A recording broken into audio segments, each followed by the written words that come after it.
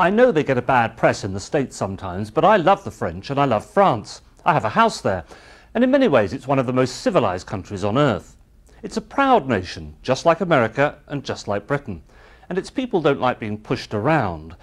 And to my mind that, rather than any renewed love of socialism, helps explain the election of François Hollande as the first left-of-centre president for almost 20 years. It has been seen rightly as a kickback against the tough austerity measures the European Union is imposing on its members. To many French people that is what they would call the Anglo-Saxon approach. For Anglo read English-speaking and for Saxon read German.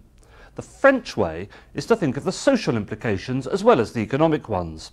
Cut the deficit, yes, but protect the most vulnerable in society and don't make the poor bear the brunt of the cuts. Hollande believes deficit reduction can and must go hand in hand with policies that stimulate the economy, promote growth and create jobs. In that he's arguably closer to President Obama than the German Chancellor Angela Merkel.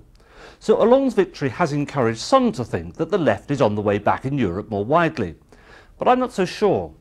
The French electoral system forces voters to choose in the final round one of just two candidates. But in the first round, candidates outside the two main parties did better than ever. The same happened in Greece, where the big parties of left and right suffered massive losses on Sunday night. For a couple of years now, including here in Britain, Europeans have been voting against the status quo, but haven't given any of the parties that normally form governments their full trust. If the new French president can show that he has a coherent alternative solution to the economic woes we all share, and that it works, then the left may indeed be on the way back. But if he can't, then there's a risk that the public will become ever more distrustful of the politicians and the economists who think they know best. In a democracy, the voters are the jury. And while the result in France may have looked like a clear judgment, if you ask me, the jury is still out. This is Lance Price for CBS News in London.